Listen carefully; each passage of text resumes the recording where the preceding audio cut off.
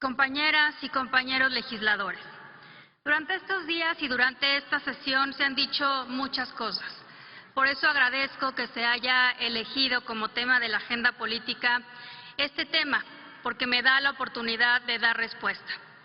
Nada más alejado de la verdad que yo actué en uso de mis atribuciones de forma partidista y que he faltado a la imparcialidad y a la institucionalidad a la que estoy obligada al haber acudido a la Suprema Corte de Justicia de la Nación para pedirle que revise la constitucionalidad del acuerdo que emitiera el Poder Ejecutivo el pasado 11 de mayo para desplegar nuevamente a las Fuerzas Armadas para auxiliar en tareas de seguridad pública. Nada más alejado de la verdad, porque no hay mayor institucionalidad que acudir al órgano del Estado designado para ello cuando hay razones fundadas que ponen en duda el cumplimiento de lo que todas y todos votamos y el respeto a las competencias de la Cámara de Diputados. No hay nada de partidista, ni de desleal, ni de abusivo en cumplir con mi obligación como presidenta de la Cámara de Diputados, tal y como lo he hecho siempre. Lo hice cuando, aún en contra de un buen número de compañeros de mi propia bancada, convoqué y presidí la sesión en la que se aprobó el presupuesto de este año porque era mi obligación institucional.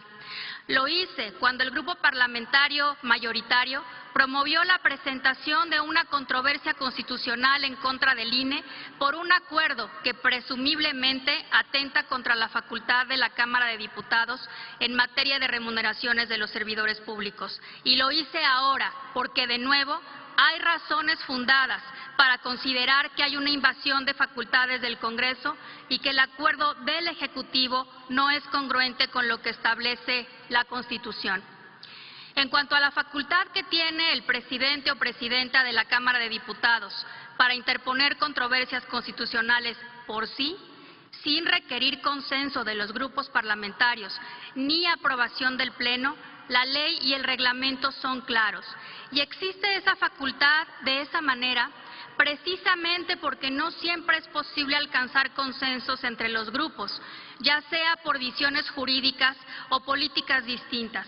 Y aún así, el presidente o presidenta de la Cámara no está exenta de su obligación de cumplir y hacer cumplir la Constitución y de velar por los intereses de la Cámara. Aún así, antes de la presentación de la controversia, hablé con 7 de 8 coordinadores de grupos parlamentarios, incluyendo el del grupo mayoritario, para exponerles mis razones para presentar la controversia.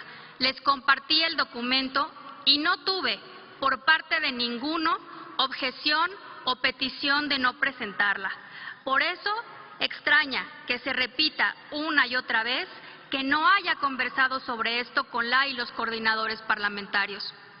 Pero el debate, compañeras y compañeros, no debería ser sobre si la presidenta de la Cámara pidió o no pidió permiso a la Jucopo o a la mayoría para que pida que se revise si se está cumpliendo con la Constitución o no, porque es claro que bajo la ley y el reglamento eso no es indispensable.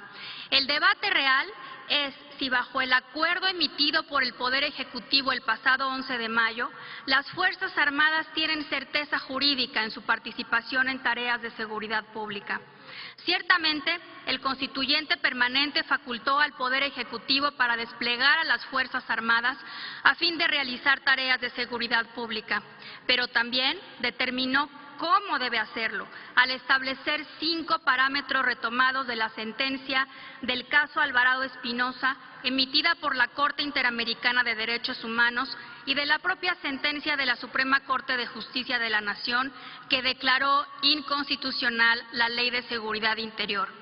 La primera, además, establece que la participación de las Fuerzas Armadas en tareas de seguridad pública debe estar regulada mediante leyes, por lo que un acuerdo administrativo que de facto funciona como ley no es el instrumento jurídico adecuado, y de ahí deriva la presunción de invasión de facultades del Congreso. Debe ser el que, como dijo la CNDH el domingo pasado, emite una ley que regule el régimen transitorio de la reforma constitucional para la participación de las Fuerzas Armadas en tareas de seguridad pública. La preocupación sobre la constitucionalidad del acuerdo del Poder Ejecutivo no es de Laura Rojas.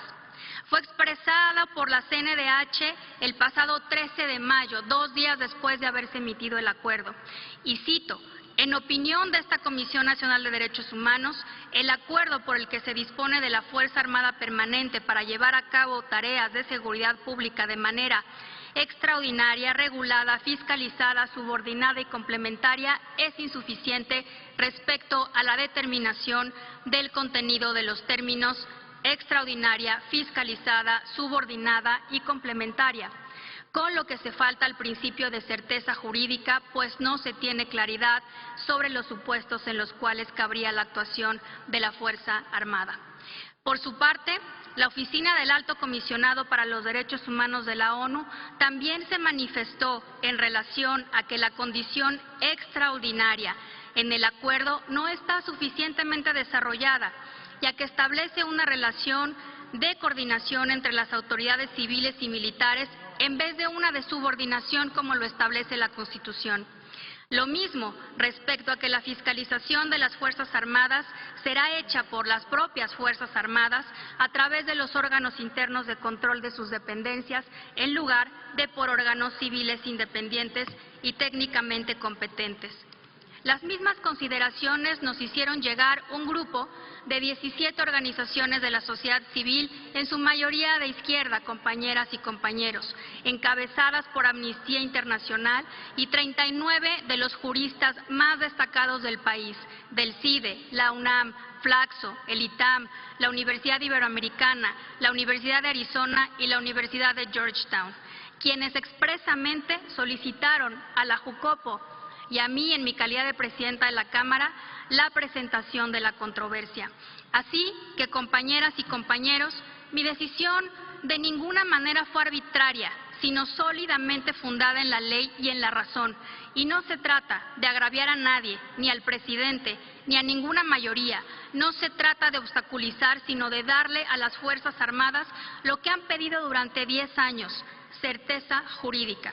El ejercicio de la controversia supone plantear una pregunta a la Corte para que, como intérprete último de la Constitución, disipe dudas razonadas y, en su caso, haya correcciones, ni más ni menos. También se trata de defender nuestras facultades. No deberíamos usar doble rasero para decidir presentar una controversia en contra del INE o en contra del Poder Ejecutivo solo porque se trata del Poder Ejecutivo. O somos y nos asumimos como un poder del Estado, autónomo en todas las ocasiones y frente a quien sea, o no lo somos. Este debate, compañeras y compañeros, es en realidad sobre la dignidad del Poder Legislativo. Concluyo en un momento, Presidenta. Donde unos ven un desafío y hasta un golpe de Estado, yo veo un medio institucional para fortalecer a las Fuerzas Armadas, y en una democracia hacer uso de esos medios institucionales es la normalidad. El propio presidente López Obrador lo dijo hace un par de días: no debemos alarmarnos, son los procedimientos establecidos. Y así, que la Corte decida es lo mejor en este caso. Y mientras tanto, los invito a trabajar juntos en la construcción de una ley que regule la participación de las Fuerzas Armadas en tareas de seguridad pública y les dé finalmente un marco jurídico robusto como lo necesitan y lo merecen. Muchas gracias.